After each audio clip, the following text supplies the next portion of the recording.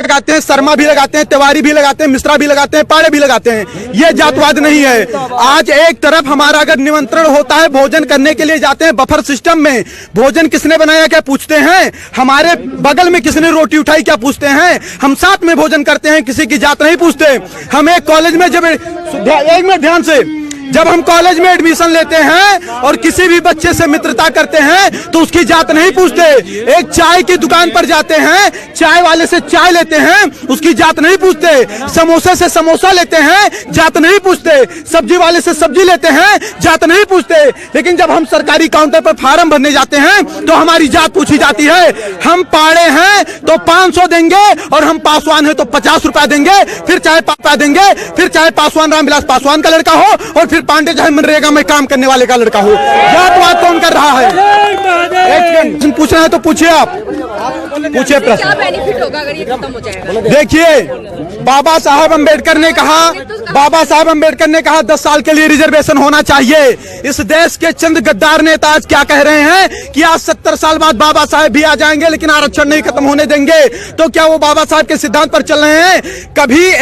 कभी पाड़े, तिवारी, मिश्रा, ठाकुर साहब, अग्रवाल, बनिया को नहीं देखा होगा कि वह दलित समाज को जात के आधार पर गाली दे। आप मुझे बताइए, भारत समानता का अधिकार देता है सबको, फिर भी वो जात के आधार पर पंडित जी बभनवा ठकुरवा कह करके 500 गाली दे, उनके खिलाफ कोई कानून नहीं है। उनकी बकरी हमारे खेत में चली जाए, हमको डांट दे, जात सूचक शब्द के तहत जेल में हमको डलवा देंगे। ये हमारे साथ अन्याय है या न्याय है? अन्याय हमारे साथ कौन कर रहा है? आज कानून बनाए जाते हैं कि किसी दलित लड़की का आप गलत दृष्टि से पीछा करते हैं, किसी दलित लड़की का आप गलत दृष्टि से पीछा करते हैं तो आपके ऊपर कम से कम 1 लाख रुपए जुर्माना लगेगा, आपके ऊपर हर्जन एक्ट भी लगेगा। लड़की सामने जा रही है, हमें क्या पता कि वो दलित है कि सवर्ण है। दूसरी बात, अगर कोई सवर्ण लड़की का गलत दृष्टि से पीछा करता तो उसके खिलाफ ऐसा कानून क्यों नहीं होना चाहिए? ये भेदभाव हो रहा है कि नहीं हो रहा है? आज मैं स्वयं 8वीं क्लास में पढ़ता था, मैं 1.5 साल का था, तभी हमारे पिताजी खत्म हो गए थे। 300 रुपया फीस जमा करना था, गुरुजी ने कहा बेटा नहीं जमा करोगे नाम काट देंगे। हमें फीस जमा करना था।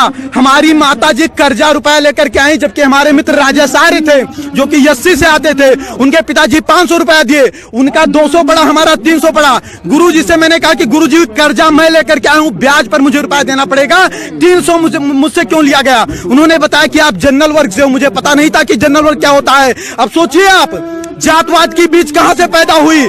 हम उस आर्य के साथ बैठते थे, भोजन करते थे, खाना खाते थे, साथ में पढ़ने जाते थे। हमने जातवाद नहीं किया, लेकिन हम पाड़े थे इसलिए 300 रुपया लिया गया, हम ब्याज पर लेकर आए थे, भुखमरी के कगार पर थे, ये हमसे नहीं पूछा गया। जात के आधार पर तो शोषण हमारा हो रहा है 70 साल। आप बताइए, एक छोटी सी बात बताइएगा, भारत का संविधान कहता है, एक वहां देख के बोलो ना, भारत का संविधान कहता है कि अगर किसी का बाप 302 करेगा तो उसकी सजा उसके बाप को मिलेगी, बेटे को नहीं मिलेगी। सही कह रहा हूं, गलत कह रहा हूं? अगर मैं किसी का मर्डर करता हूं तो उसकी सजा मेरे भाई को मिलेगी या मुझे मिलेगी? किसे मिलेगी? मुझे मिलेगी ना। तो सोचिए, 1947 के पहले जो शोषण हुआ, ना शोषण करने वाले जिंदा हैं और जिनका शोषण हुआ ना वो जिंदा हैं। फिर उसका बदला 1999, 92 और 95 में पैदा होने वाले बच्चे से क्यों लिया जा रहा है?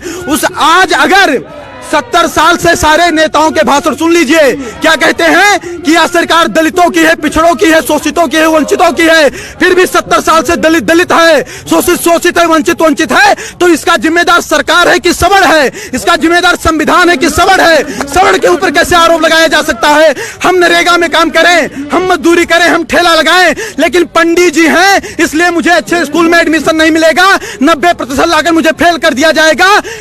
क्या मुझे इस देश में न्याय नहीं मिलना चाहिए? और अगर न्याय देने की क्षमता इस देश की सरकारें नहीं रखती हैं तो खुल करके कह दें कि आप इस देश के नागरिक नहीं हो, हमारे मताधिकार भी छीन लें। फिर क्यों कह रहे हैं, हमारे वोट क्यों ले रहे हैं वो लोग?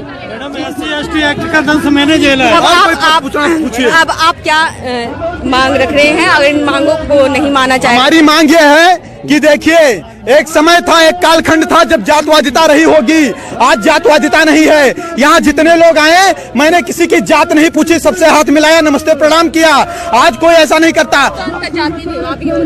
अंतरजातीय विवाह, आपको पता होगा कि भारत का संविधान कहता है कि 18 साल की लड़की हो जाएगी तो स्वेच्छा से शादी करने के लिए वह निर्णय ले सकती है कि नहीं है? तो अब शादी अंतर जातीय करना है कि जातीय करना है, वो लड़कियों के ऊपर निर्भर है। बाप उस पर दबाव नहीं बना सकता है, उस पर आप हम पर भी प्रेशर नहीं बना सकती हैं। और आपको बता दूं, अगर अंतर जातीय शादी करने से जातवाद खत्म होता तो अम्बेडकर की वाइफ भी ब्राह्मण थी, वो क्यों नहीं ब्राह्मण हो गए अम्बेडकर जी? वो दलित के दलित क्यों रह गए?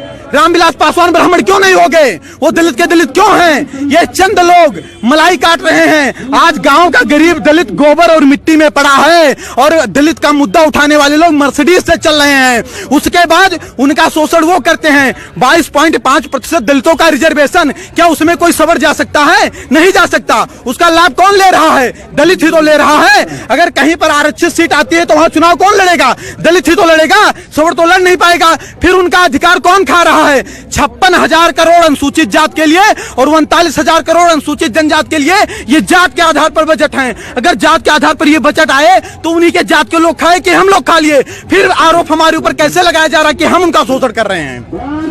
ठीक है, और कोई बात हो तो बताइए। हम ये बताना चाहते हैं, देखिए हमारी सरकार से, देखिए हम इस देश के नागरिक हैं। हमने कभी तोड़ फोड़ नहीं किया, हमने कभी किसी का विरोध नहीं किया। हमने, एक सेकंड बोलने नहीं दीजिए ना, 1 मिनट रुक जाइए, 1 मिनट रुक जाइए, कुछ बोलने दीजिए ना। हमने कभी सरकार के खिलाफ आवाज नहीं उठाई, हमने कभी तोड़ फोड़ नहीं किया, हमने बस नहीं जलाए, हमने ट्रेन नहीं फूकी। हमारी मांग हमेशा शांति से रही है। बाप दादा देश के लिए और धर्म के लिए लड़ते लड़ते मर गए, उनके बच्चे आज सिस्टम से लड़ करके मर रहे हैं। 2 लाख ब्राह्मणों के जनेऊ तोड़वा दिए गए, गर्दनें कटवा दी गई। 12-12 साल के राजपूत बच्चे, उनकी माएं तिलक लगा करके युद्ध क्षेत्र में भेज देती थी, तब हमारा धर्म बचा। हम देश और धर्म के लिए लड़ते लड़ते मर गए, हमारे बाप दादा मर गए। आज हम सिस्टम से लड़कर मर रहे हैं। क्या इसीलिए लड़कर मरे थे? हमारी मांग है कि राष्ट्रीय सोड़ आयोग का गठन हो। सभी में गरीबी होती है, जात के आधार पर आरक्षण न होकर आर्थिक आधार पर दीजिए और SC/ST एक्ट में जांच की व्यवस्था हो। क्योंकि अगर हमें अधिकार नहीं है जात सूचक शब्द के तहत किसी दलित को गाली देने की, तो किसी दलित को भी अधिकार नहीं होना चाहिए कि जात सूचक शब्द के तहत हमें गाली दें। बार बार कहते हैं 5000 वर्ष से शोषण किए हो, तुम यूरेशिया से आए हो, यूरेशिया चले जाओ। क्या इनके बाप का देश है? अगर इनके बाप का देश है तो मंगल पांडे जब गोली चला रहे थे तब कहां चले गए थे लोग? कहां चले गए थे लोग? सपोर्ट कर दिया, आना नहीं पड़ता यहाँ। और कोई बात होगी तो बताइएगा, हम अपने मुद्दे पर तटस्थ हैं और अगर कहीं किसी को समस्या होगी तुरंत आएगी। तो आपने देखा यहाँ पर जो है आरक्षण जो है जातिगत आरक्षण नहीं होना चाहिए, यहाँ पे मांग की जा रही है। नई दिल्ली के जंतर मंतर पर तमाम लोग आकर के यही कह रहे हैं कि जातिगत आरक्षण नहीं होना चाहिए और SC/ST एक्ट जो लगाया गया है, जो बनाया गया है, इसमें सुधार होना चाहिए। क्यों है कि इन सब चीज़ों को जो है सरकार इस पे सुनवाई करे, इस पे संज्ञान ले जो ये मांग रहे हैं। और जेठेरी जी जो है रामलीला मैदान में उनका आमरण अनशन चलता रहेगा। जो इनकी मांगे हैं वह पूरी होनी चाहिए। इन्हीं मांगों पे